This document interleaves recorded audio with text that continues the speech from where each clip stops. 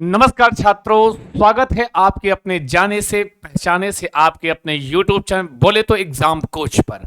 मेरे दोस्तों, मेरे प्यारों, मेरे भावी शिक्षक और शिक्षिकाओं, आशा है, विश्वास है आप होंगे स्वस्थ, आप होंगे मस्त। सारे छात्र कर रहे होंगे अपने अपने एग्जाम की तैयारी।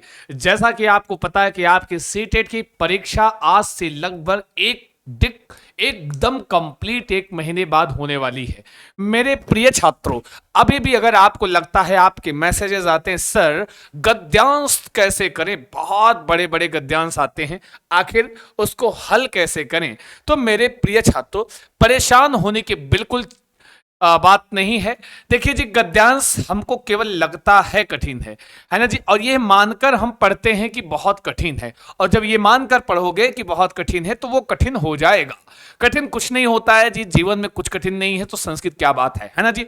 इसके लिए कुछ 2 3 4 चीजें हैं जो आपको हम बताने वाले हैं, जिस पर आपको बहुत ज्यादा ध्यान देना है मेरे प्रिय छात्रों। कभी भी गद्यांश यूं चुटकियों में हल होगा। तो सबसे पहले, अगर आपके सामने आपका गद्यांश, आप अपनी परीक्षा में बैठे हैं, पेपर खोलते हैं, सब गद्यांश आपके सामने दिखता है, तो करना क्या होगा। तो आप कहोगे सर उसको पढ़ेंगे, अर्थ निकालेंगे? नहीं, बिल्कुल नहीं करना है। सर्वप्रथम आपको करना क्या है मेरे प्रिय छात्रों, कि सर्वप्रथम आपको करना है, प्रश्नों को पढ़ेंगे। सबसे पहले आप क्या करेंगे जी? प्रश्नों को पढ़ेंगे। समझे कि नहीं? किसको जी? गद्यांश के प्रश्नों को पढ़ेंगे। ठीक है जी, जी गद्यांश के प्रश्नों को पढ़ेंगे। प्रश्न, अब ये ऐसा क्यों करेंगे जी? गद्यांश के प्रश्नों को पढ़ने से आपको पूरे गद्यांश का भाव पता चल जाता है। ठीक है, उस गद्यांश, वह गद्यांश किस विषय में है, यह आपको पता चल जाता है। समझे?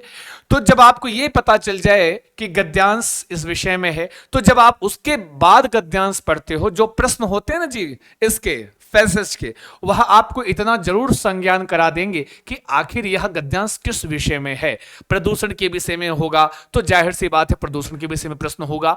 अगर किसी नैतिक मूल्यों के विषय में होगा तो नैतिक मूल्यों के विषय में प्रश्न होगा। तो इससे पता चल जाएगा कि गद्यांश किस विषय में है। तो जब पढ़ना शुरू करोगे तो आपके माप का माइंड मेकअप ना रहेगा कि आखिर इस विषय में है, तो उसी भाव से उस गद्यांश को समझना भी शुरू कर दोगे। समझे कि नहीं समझे? नहीं समझे तो और उसके बाद क्या करें?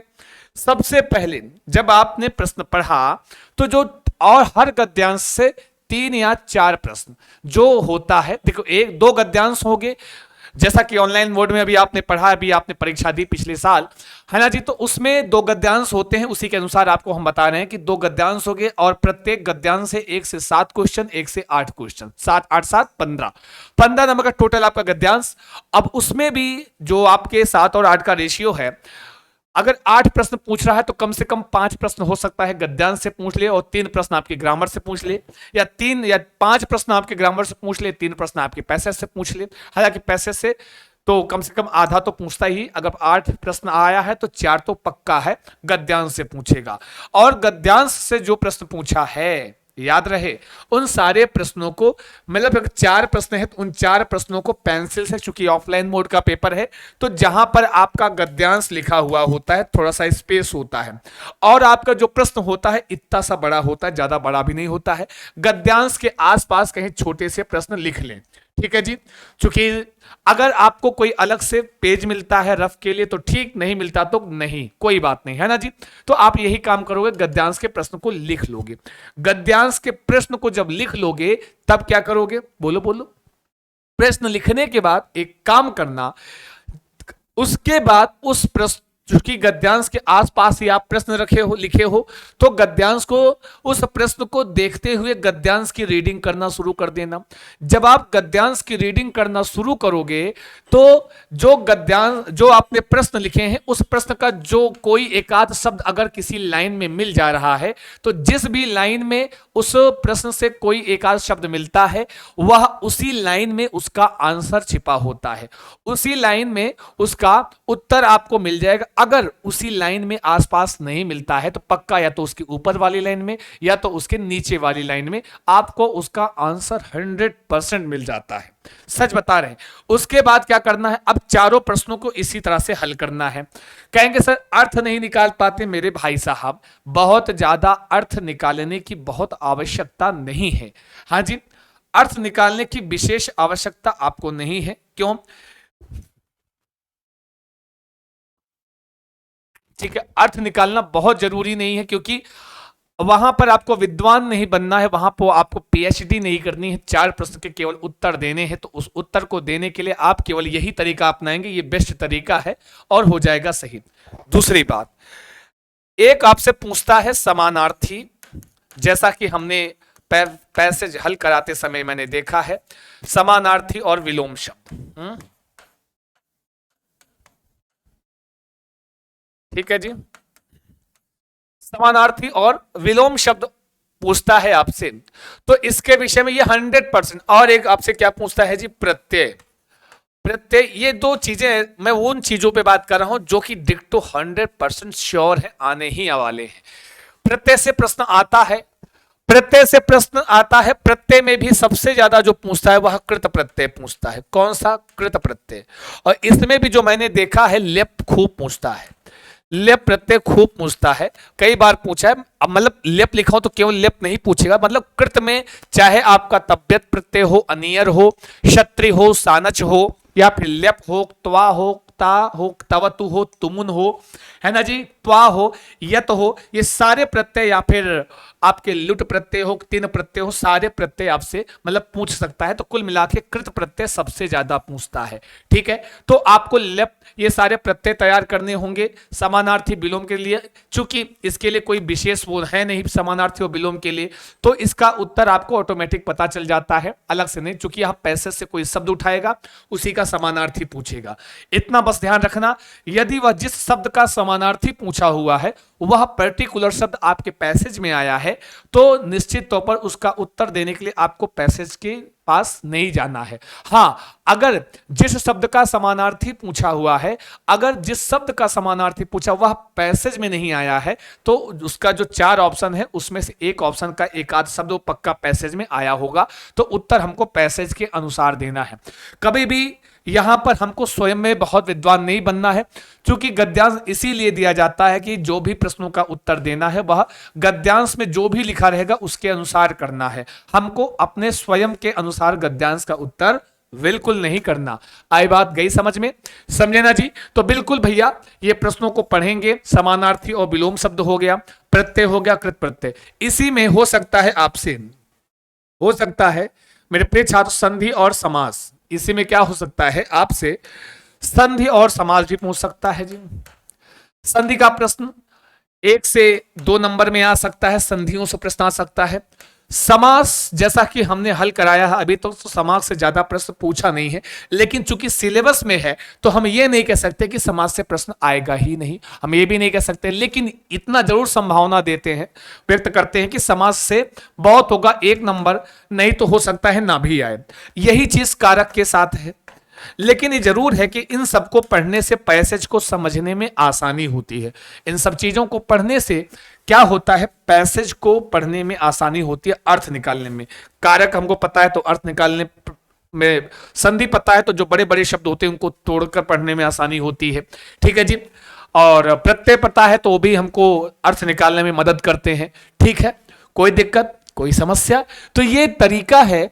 देखिए जी, अब यहां पर जो पैसेज से 4 अंक हो गए, और जो ये आपको जो ग्रामर में सबसे ज्यादा ध्यान देकर पढ़ना है, प्रत्यय पढ़ना है, संधि पढ़ना है, समानार्थी विलोम तो वहीं तक आ जाएगा, समास और कारक देख लेना जी, बाकी तो सब ठीक। और जो एक पार्ट आता है इसका, किसका जी? शब्द रूप और धातु रूप का। किसका जी? शब्द रूप और धातु रूप।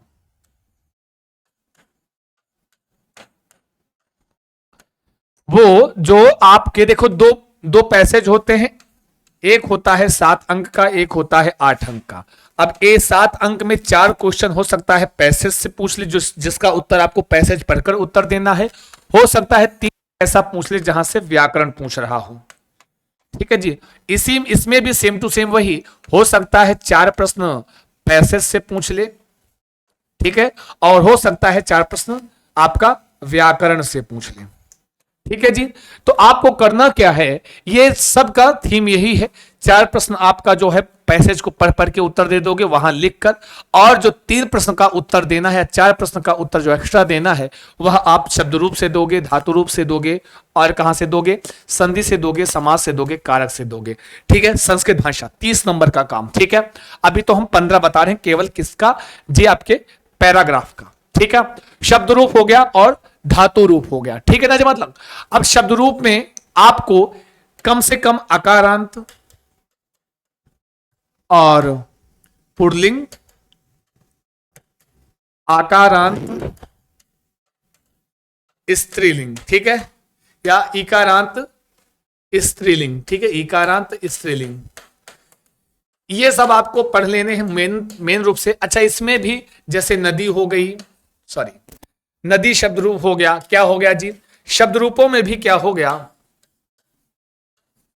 नदी शब्द रूप हो गया, है ना जी। नदी के साथ साथ आपका राम हो गया, राम से आपके जितने अकारांत थे सब तैयार हो जाए, जैसे शिक्षक हो, बालक हो, राम हो, है, या फिर रमेश हो, सुरेश, जितना अकारांत है सब तैयार हो जाते हैं, ठीक है। या फिर उकारांत का गुरु हो गया, ठीक है जी, गुरु की जैसे साधु चलेंगे, हाँ जी, भानु चलेगा, इत्यादि इत्यादि इत्यादि। जैसे नदी हो गया, नदी अच्छा लिख उठा हुआ है, ठीक है जी।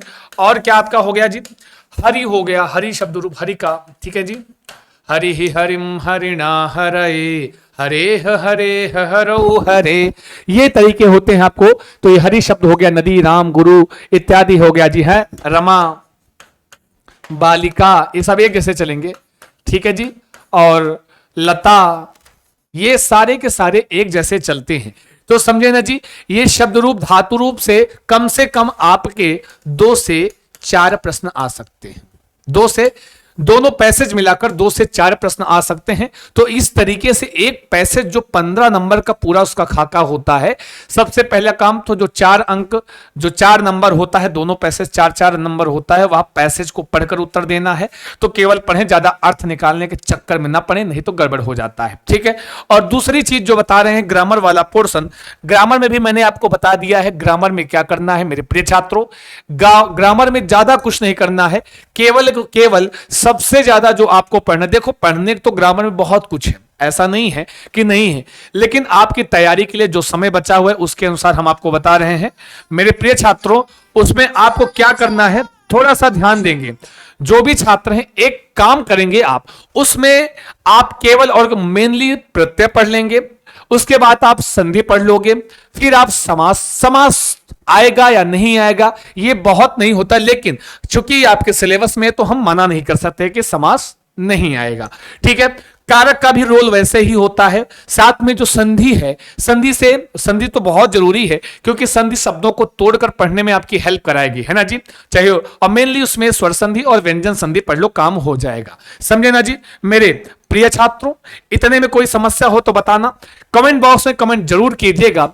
और मेनली प्रत्यय तो बिल्कुल मत भूलना, जहां से आपका नंबर कम से कम 2 से 3 नंबर आपका अपना हो जाएगा प्रत्यय केवल पढ़ने से।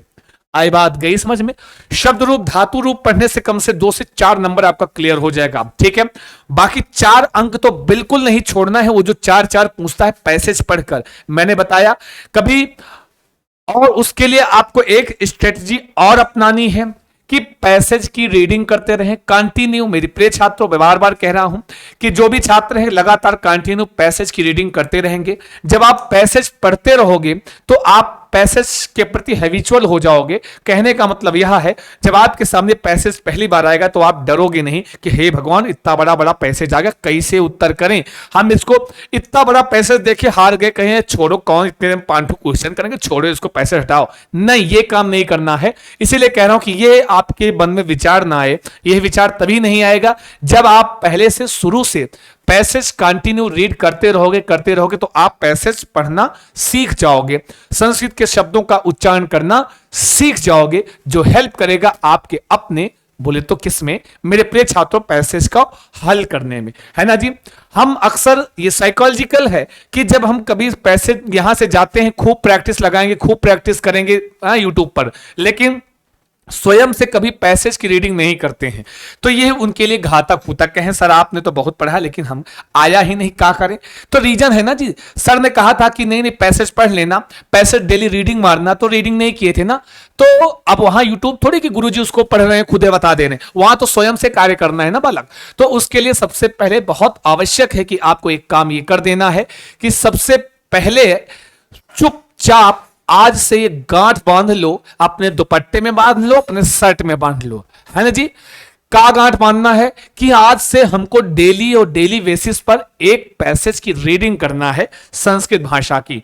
तो आपको वो पैसेज जब एग्जाम में मिलेगा तो आपको वह नया नया नहीं लगेगा। ठीक है जी, तो बस आज के लिए इतना ही रखते हैं। अगर कोई डाउट होगा पैसेज की ट्रिक को लेकर, यही ट्रिक है, यही तरीका है, इससे ज्यादा और क्या, आसान हो जाएगा। सच बता रहे हैं, प्रत्यय भी बहुत आसान है, संधि समास और कारक, ये पोर्शन आपका काम करेगा केवल 4 से 7। टोटल हम बात करें कि 7 नंबर में आपका ग्रामर, और 8 पूरा का पूरा 8 नंबर, या कभी कभी 8 से 9 भी हो जाता है, उधर व्याकरण कम हो जाता है, पैसेज से आता है।